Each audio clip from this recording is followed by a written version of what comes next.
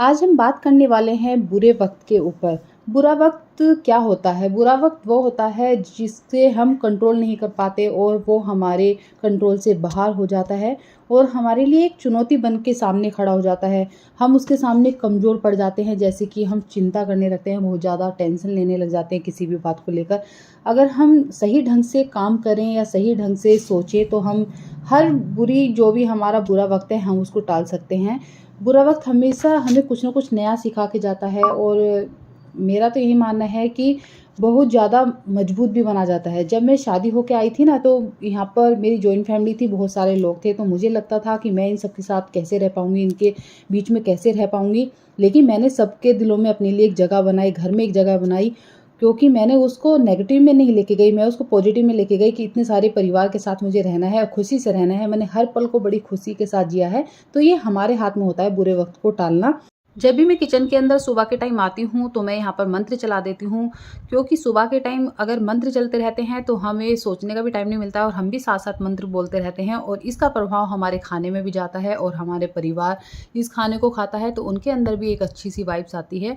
तो ये हमें ज़रूर करना चाहिए। इसके बाद मैं करूँगी अपनी क्लीनिंग। तो हम यहाँ पर बुरे वक़्त की बात कर रहे थे। आप बुरा सोचने के बजाय अपने ऊपर वर्क करें। कुछ भी सोचने के बजाय आप जो भी आपको काम आता है आप उसमें लग जाएँ। जैसे कि अपने घर को ऑर्गेनाइज़ करें और अपने कमरे को ऑर्गेनाइज़ करें, अपना कुछ भी जो भी आपको आता है, जैसे ही आप इस काम में लग जाते हैं तो आप सोचना भी थोड़ा कम कर देंगे और इससे आपकी हेल्थ भी सही रहेगी और देखते ही देखते कुछ दिन में सब कुछ अच्छा लगने लगेगा। ये मैंने भी आज़माया है और आप भी ज़रूर इसको करके देखना। ये सब हमारे हाथ में होता है कि हम अपने बुरे वक़्त को किस तरह से टाल सकते हैं। देखो, बुरा वक़्त किसके साथ नहीं होता, अच्छा-बुरा सभी के साथ चलता रहता है, ऊँच-नीच सभी के साथ होती रहती है। लेकिन हमें इसको अपने तरीके से ही निपटाना है, वरना हम इसको बढ़ावा देते रहेंगे, इसके लिए सोचते रहेंगे, टेंशन देते रहेंगे, तो कोई भी फ़ायदा नहीं है। मैंने खुद इसको आज़माया है कि भई टेंशन ले लेके अपने शरीर को ही हमें बेकार कर लेना है, टेंशन नहीं लेनी है और इसको हमें छोड़ना है साइड में और हमें आगे बढ़ना है। जो भी आपको अच्छा लगता है लाइफ में आप उसे कीजिए।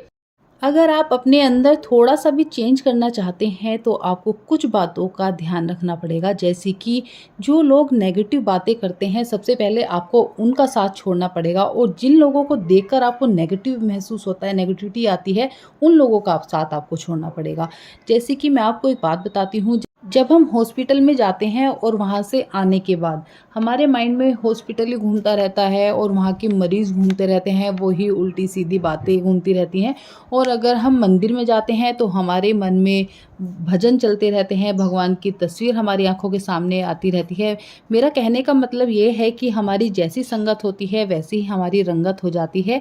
उसी प्रकार से मैं आपको ये बताना चाहती हूँ कि हमें नेगेटिव लोगों का साथ इसलिए छोड़ देना चाहिए, अगर वो हमारे माइंड में नेगेटिव बातें घुसाते रहेंगे तो हम नेगेटिव ही सोचने लगेंगे और हमारा बुरा वक़्त शुरू हो जाएगा। यहाँ पर मैंने ये मिक्स आटा बनवाया हुआ है क्योंकि बच्चे इस आटे की रोटी नहीं खाते हैं, थोड़ी-सी टाइट बनती है, लेकिन मैं क्या करती हूँ, थोड़ा-सा आटा गेहूँ के आटे में मिलाकर बच्चों को रोटी बना के दे देती हूँ। उनको पता भी नहीं चलता है और उनको हेल्दी खाना भी मिल जाता है। भिंडी मेरी बन के तैयार हो गई थी। मैंने साइड में सोचा कि मैं यहाँ पर मिर्च और करौंदे छोंक देती हूँ, काफ़ी टेस्टी लगते हैं क्योंकि करौंदे खट्टे होते हैं और ये मिर्च में डल के, प्याज़ में डल के काफ़ी टेस्टी हो जाते हैं। तो यहाँ पर मैं ये बना रही हूँ अपना। तो मैंने अभी आपको बताया अच्छी आदतों के बारे में।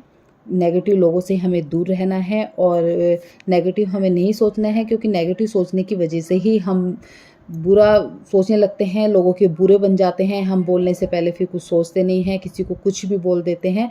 तो यही होता है हमारा बुरा वक़्त, अच्छा वक़्त।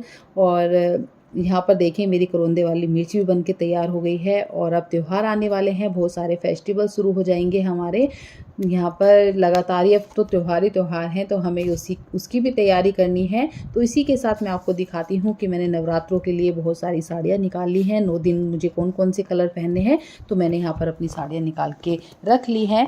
जो हमारा पहला नवरात्रा होता है उसमें हमें पीले कलर की साड़ी पहननी होती है, दूसरे में हमें ग्रीन कलर के कपड़े पहनने होते हैं और तीसरे में हमें पहनने होते हैं भूरे रंग के कपड़े।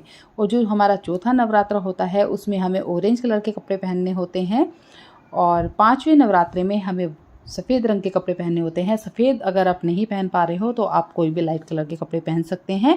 और छठे नवरात्रि में हमें यहाँ पर रेड कलर के कपड़े पहनने हैं और 7वें नवरात्रि में हमें पहनने हैं यहाँ पर पिंक कलर और हमें 8वें नवरात्रि में पहनने हैं हमें यहाँ पर जामुनी कलर और 9वें नवरात्रि में हमें जो मन चाहा वो हम पहन सकते हैं। वो पहनती हूँ। अगर किसी के पास साड़ी ना हो, क्योंकि ये कमेंट आ सकता है कि भाई हमारे पास इस कलर की साड़ी नहीं है। अगर आपके पास साड़ी ना हो या सूट ना हो इस कलर के, तो आप कोई भी दिक्कत नहीं है, आप एक दुपट्टा ले लें। या तो आप रेड कलर का दुपट्टा ले लें या फिर येलो कलर का दुपट्टा ले लें। माता रानी के ये बहुत ज़्यादा प्रिय हैं। और ग्रीन कलर का दुपट्टा ले लें। तीनों कलर में से आप कोई भी दुपट्टा ले लें और जब भी आप पूजा करें उस दुपट्टे को ओढ़ लें।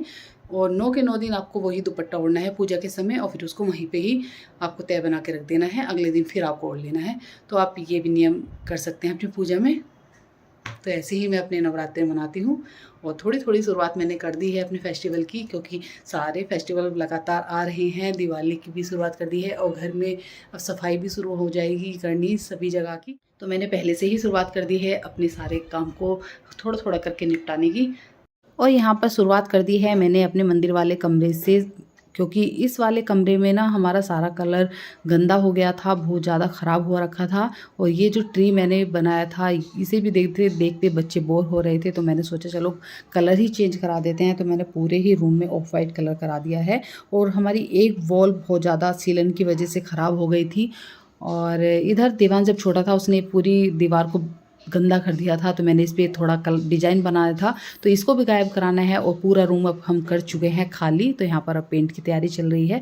तो एक ही दिन में हो गया था, क्योंकि मुझे सिर्फ यही रूम तैयार कराना था। तो यहाँ पर ऑफ वाइट कलर हो गया है और ये वो जगह है जहाँ पर हमारा ट्री बना हुआ था। तो आप देख सकते हैं पूरे रूम में ऑफ वाइट कलर हो चुका है। तो यहाँ पर मेरी तो भाई सफाई की भी शुरुआत हो गई है, थोड़ा थोड़ा इसी बहाने से मेरी सफाई की शुरुआत हो गई है।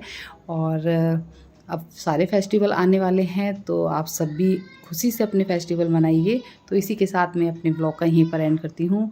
राधे राधे, जय श्री कृष्णा।